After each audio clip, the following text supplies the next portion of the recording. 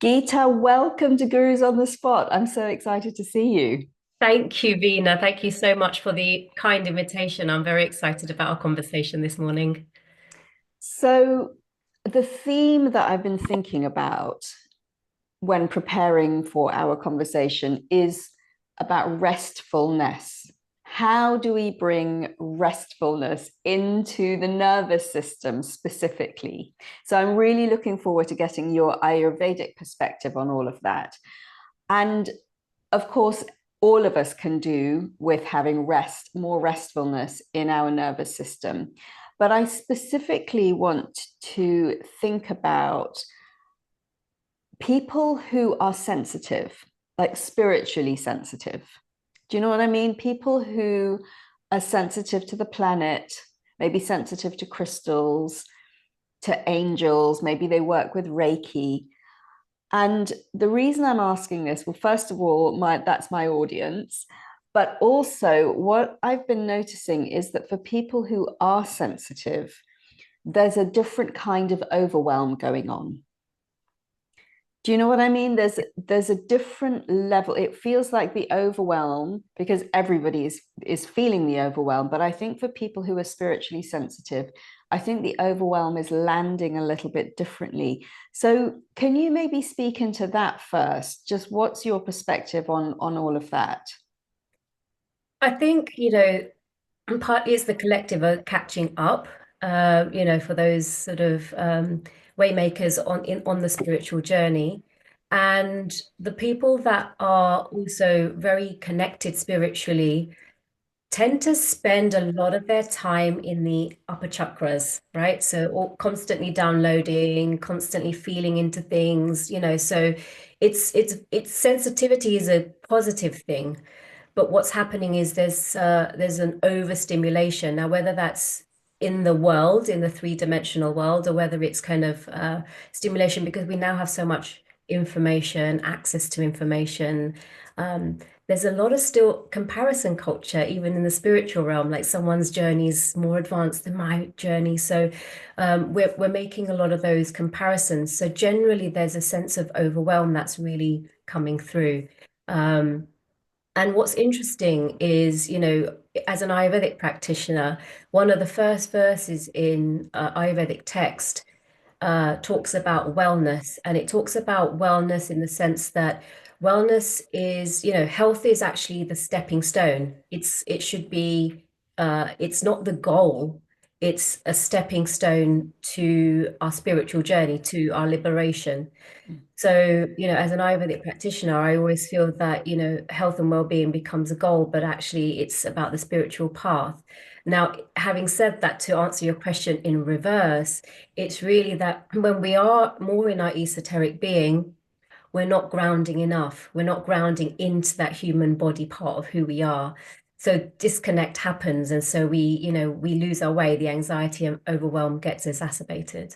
Absolutely. So that you spoke about being in the body, and that of course is something I completely resonate with as a dancer and someone who I always think if we come back into the body, and particularly for this moment in time where we are going through this massive evolution in consciousness as a species and globally, this importance of grounding and rooting into the body is very important. You mentioned that a lot of people who are spiritually sensitive spend time in the upper chakras, but actually it's what you're saying is it's very important to spend time in the lower chakras into rooting. So are there a couple of things that people can do to encourage that their consciousness to be rooted and anchored into the lower part of the body, into those lower chakras? Yeah, definitely. I think there's a couple of layers to it, but one of the things is probably to just explain that Ayurvedically we have three bioenergetic forces, vata, pitta, and kapha, and they're governing all different processes in our body. Now, vata is the energy of movement. Now, it's usually when vata becomes out of balance that we are experiencing, the anxiety, the unrest, the overwhelm, all of those kind of emotions that we're feeling. So it's vata is what we are trying to ground back down. And so the best thing for us to do, it's not specific things, but it's overarching themes. Is one is to stay warm. So vata, vata by nature, it's cold, light, dry, and mobile. So on that premise, we want to make sure that we're doing activities and having foods in our diet and having conversations in our life that are grounding and nurturing. If it feels like you tap into yourself and you're feeling a disrest in your heart, then those activities are not in alignment with the grounding that we're really looking for. So vata is really what we're trying to balance in the body, by oleating. So nourishing ourselves through foods that have an oily quality, but also, loving ourselves that much more, having the more kindness and compassion to ourselves on an emotional side. So, small rituals like body massage, it's, snehana means to love. So it's really nourishing ourselves with love, with that oleation and all of those elements, the root vegetables in our diet, the oleating through massage, anchoring through, standing in the on the ground, barefoot and really grounding, actually grounding. All of those activities are creating the sense of grounding within us. So it's important to do those rituals. But I think more importantly, one of the key things that we miss is that we have to reduce the things that's causing the problem in the first place. We're being overwhelmed by a certain something. Stop doing that, and it's not what we're eating. It's we I think the biggest overarching message is we are just undigesting. We're not digesting, not food, but everything that's coming into our consciousness, even the good stuff. We're not processing and digesting the moment. So it's within that, we're getting so much of this disconnection and unrest. Absolutely. This point about digestion is key. And actually, I think I spoke about that in a previous video that I've done recently, that we are not digesting enough everything that we're taking in through our five senses. And if I think about coming back to spiritually aware people, sensitive people, I know it's very easy because of the internet. And this year, the last couple of years, there is so much wonderful information coming from astrologers, coming from healers, coming from people who channel. And actually, it's very easy to overconsume all of that. And I notice in my own system, if I spend too much time looking at different people's perspectives, and I get very excited and I want to absorb it, but if I don't give my system the time to rest, what happens is those different perspectives, it literally feels like I can now feel them competing for space in my akashic field and in my mind, in my thoughts. Do you see what I mean? So what would you say to that? Yeah, it's noise. There's so much information, but really the only truth for us is the experience that we have ourselves. So I think we have to just really stop comparing our spiritual experience to everyone else. I really, really believe that, because no one can come into your realm and really understand what you're experiencing. So we've just got to trust that the process that you're experiencing is beautiful at every stage, and everyone's going through different things. So sometimes we don't have to compare notes. I think that's a really important takeaway here. We don't have to compare notes. Yeah, your journey is your own. And I was looking at a comment that you had made recently on your social media, and you said this sentence which really struck me. You said, I don't want to hack my body. I want to hear my body. That, I think, speaks to what you were saying earlier, that health and well-being is not the end goal. Health and well-being is the vehicle for our spiritual liberation and our spiritual journey and evolution. Can you just say a little bit about that sentence? I don't want to hack my body. I want to hear my body, because there is, biohacking. This is another one of those big buzzwords that everybody's talking about. Hack this, hack that. And, it's a very aggressive sound and an aggressive word if you think about this idea of hacking. And you speak about hearing instead. Thank you, Vina. It's a really good point, because hacking is this human need that we've suddenly grown over the last couple of decades, or even less, actually, it's even faster, that it's got to be a short-term gratification. There's a direct cause and effect. And if I just do this one quick thing, it's going to resolve everything. But we are a complete ecosystem. And there's a myriad of networks and channels, energetic and physical, that are running through our body. And so when we make that correlation that an emotional unrest or a spiritual disturbance is creating an issue within the physical body, you can see that there are so many layers that we're needing to work through. So hearing ourselves is not just hearing the physical aches and pains, but it's that, going really deep into your being, because there's a beautiful model in the Vedic philosophy called the koshas. So it's the layers of our being. So we want to tap into each layer, and that's really where we want to understand ourselves, getting to the root of understanding who we are underneath all the layering. So that's when we say hearing, it's like hearing every layer of our being and being accepting of all of us, all of the emotions, all of the aches and pains, the joys and the distresses and the stress, and just realizing that none of it's permanent. Everything is transmutable, and we have free will, and we have the ability to change that trajectory if we choose. I really, you mentioned about the astrology. It's a combination of using that as a tool and a navigation, as well as co-creating and having the willpower to make choices in your life.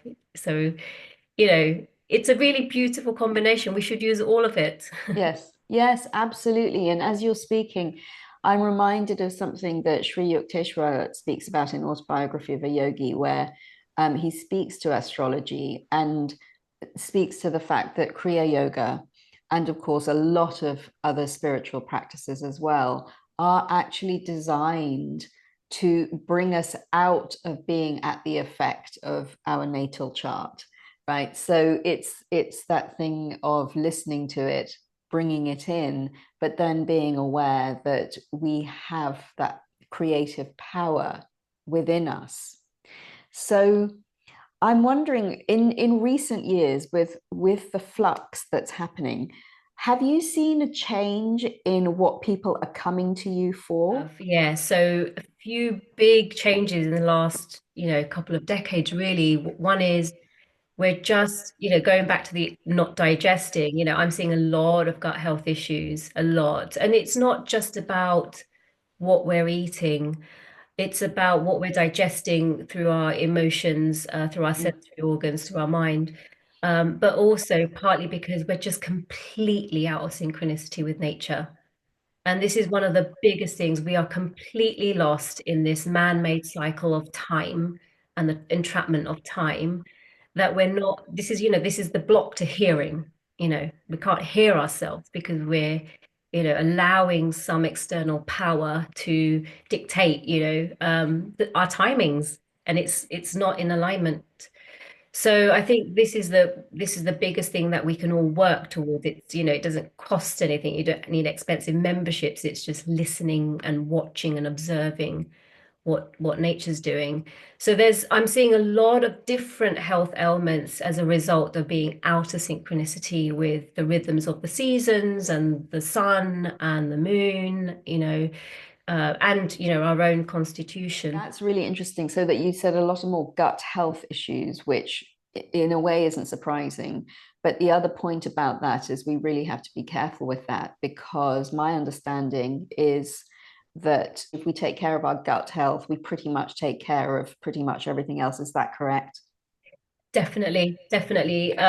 Not just on a physical level, but our, even mental level, because we have the vagus nerve that makes that gut-brain connection, as we now know. But it's always been told, like, if you're feeling upset, Mm, don't eat, because yes. we're in that kind of fight and flight mode. Mm. And in order for us to digest properly, we need to be in the rest and digest mode. So that just shows us actually how sensitive we are. All of our hormones, many of our hormones are being made in the gut. So any emotional distress will trigger the reaction of that. And then we're also not eating consciously as well. So we're not absorbing the energy of the food, whether it's the colors, the textures, the smells, the sounds, the taste. We're not engaging with the food because we are just distracted. And I think if we remove the distractions and just be a little bit more simpler with our rituals and routines, we can really start to hear ourselves again, actually. I think this is an absolutely massive point that we shouldn't underestimate, because the digestion piece, it first of all, it shows, and I certainly noticed this in myself.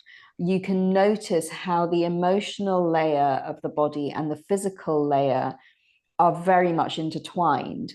And maybe they're not even layers, they're just sort of different expressions of the same thing. So, for example, I notice if I finish eating and then I put my plate away and then I immediately pick up my phone and go to Instagram, for example, I notice it pretty much immediately in my stomach. My digestion feels overwhelmed. Like I feel it physically now, which is fantastic because it means I immediately know to stop. Like I cannot deny it because I actually feel uncomfortable. But I suspect there are a lot of people who actually are not tuned in enough to their bodies to notice those signals. But the point is that digestion is an active process. And I'm really starting to notice that in myself and appreciate the importance of giving time and space for physical digestion of food to happen. And I talked about the importance of words, like this word hack. Well, the other phrase that's coming to mind is, well, let's just grab a bite. I mean, what the hell? Why are we grabbing anything? And this a bite, it squashes everything into making our food happen very fast. It happens on the side so that you can then go back to work. I want everyone to be in the office at work. You should be working. You need to be productive. And if you're not being productive, there's something wrong with you. So you need to squash your eating time as much as possible, make it really tiny so that you can go back onto that treadmill. And I'm sure I want to hear what your response is to that, because really what I'm suggesting is it's better to unpack and have time to digest. Yeah, absolutely. I mean, you've hit so many points there, Vina. All the corporate flaws, this notion of hyperproductivity. It comes back to that rhythm and that cycle, particularly, I also used to work in the corporate space many years ago, and going to the gym at lunchtime and then coming back and having a cold salad on the go, and then feeling like I'm being healthy, but then I'm not feeling quite right either. So really trying to figure that out. And the wisdom of Ayurveda, at least it shows us that, lunch is actually the main meal of the day. If you look across the globe, in South American countries, in Asian countries, even European countries, there's this notion of stopping for lunch, enjoying the meal with colleagues or community, and then resting before you go back to work. So it became a real focal point of the day because we were aligning our eating patterns with the sun, because we're designed to eat the main meal at lunchtime where the sun gives its highest energy. Our digestive fire is a mirror, so we have to fuel our body. And you could eat the same healthy meal at lunch and the same meal in the evening, but it will digest very differently Mm. because the fire is stronger. So if we just take advantage of what nature's already given us, Mm. we wouldn't have half the issues, bloating, gas, constipation, acid reflux, SIBO, IBS, IBD, you name it. I'm seeing everyone's got some digestive problem. I think that actually, I think we might have opened up something really important here that goes way beyond physical health. And obviously, physical health is extremely important. It's the foundation of everything else that we do. But the comment that you just made about this lack of digestion and the digestive issues, I'm actually now seeing that sort of as a metaphor for what's happening globally in our consciousness at the subtler sort of psychological level, because it feels like the floodgates are just open. And it's wonderful that we have this connectivity. It is wonderful that we have easy access to information. It's brilliant. But as creators, as conscious beings, I think it's up to us to regulate and give rhythm. Because I'm actually wondering whether this metaphor of overstuffing ourselves and not having time to digest and not having the rhythm of digestion is actually a metaphor for what's going on globally in the way that we share news, in the way that we share and consume information, in the way that we are looking at what's happening in the world. I think we are over participating in other people's emotions. That's a kind of digestion as well, when we are consuming other people's trauma and stress. And I'm saying this as someone who is profoundly concerned about the amount of suffering that is in the world. But I'm also aware that it's a question, really, how much good does it do if I am now digesting other people's grief? Yeah, I think it's a case of we've got to stay protected in order, we should help. We are here to be of service, but we should say protected. So for example, like when we are traveling by flight and they do the announcement and the safety regulations, they always say pull your own mask in first before you put on your child or your partner.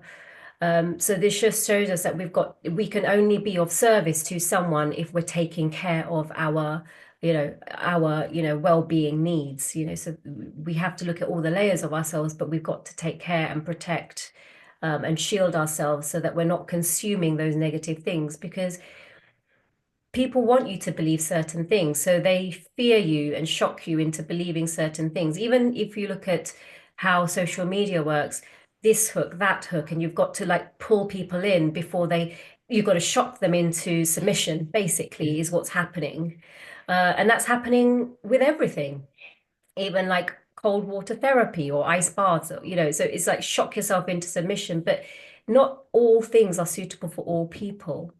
And this is where the hearing comes back, is just because everybody else is doing something doesn't mean it's the right thing for you to do in this moment.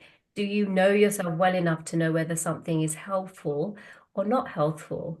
Mm. So like, what are we allowing in? So all of the stuff that you just mentioned that's, prevalent in the media, we could consume it, but we can also choose not to consume it. So I think we still hold a lot of power. We've just outsourced our power to someone else, unfortunately. And if we reclaim that choice, then we are much more in control of what we allow in and create the shield, and then bring in the things that actually nourish us so that we are able to serve humanity as spiritual leaders. Yes, absolutely. Because I think for a lot of us, the question is, well, if I disconnect and if I don't engage with what's happening, does that make me a horrible, selfish person? And how can I be of service if I don't know what's going on? But I think what you're saying is that we need to keep ourselves nourished. And it's not about cutting off, but it's about regulating.